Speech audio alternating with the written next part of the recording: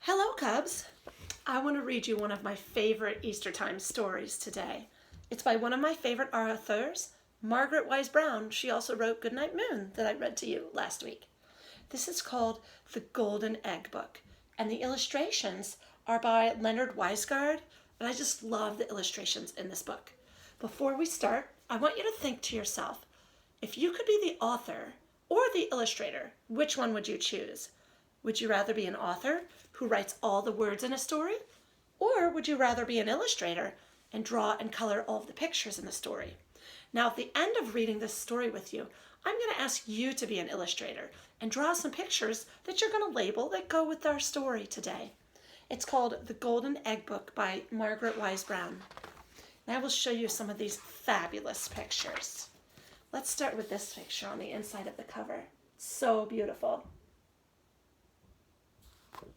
This might be a great book for you to get from the library when the library's open again. The Golden Egg Book. Once, there was a little bunny. He was all alone. One day he found an egg. He could hear something moving inside the egg. What was it? Good readers are always thinking ahead and trying to predict what happens next in the story.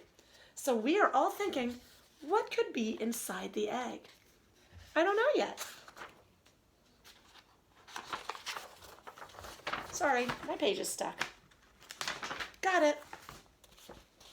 Maybe it's a little boy. Maybe another bunny. Maybe an elephant.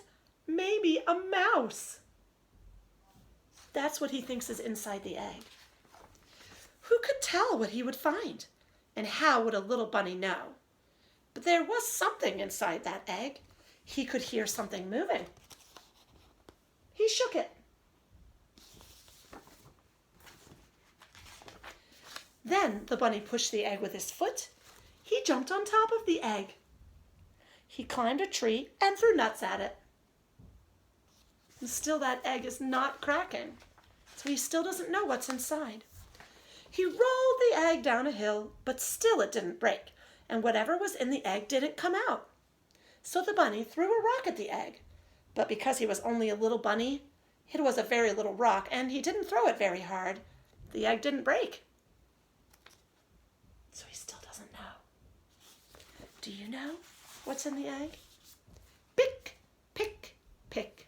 Something was trying to get out of that egg. The bunny sat very still and watched through his shining eyes.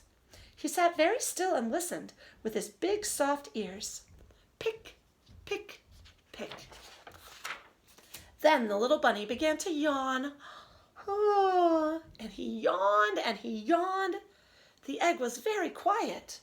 He curled up all sleepy and warm close to the egg and went to sleep. He went to sleep because he was so sleepy. Then, what do you think is going to happen next? Make a prediction. Pick, pick, pick, and peck, peck, peck, and crackety crack! Out jumped a little yellow duck. Did you know it was going to be a duck in the egg? Well, what is this? Said the little duck when he saw the bunny. What could this little fur thing be? The bunny was very sleepy, so he was still asleep and he didn't wake up. Inside the egg, said the duck, I thought I was all alone in a small dark world. Now I find myself alone with a bunny in a big bright world, and the bunny won't wake up. So the duck pushed the bunny with his foot and jumped on top of him and threw a little rock at him and rolled him down a hill. That's just the same thing that the bunny did to the egg. And the bunny woke up. Where is my egg? Said the bunny. And where did you come from? Well, never mind that, said the duck. Here I am. So the bunny and the duck were friends, and no one was ever alone again. I love that ending. So simple, and that's how it can be in real life too. It can really be that simple.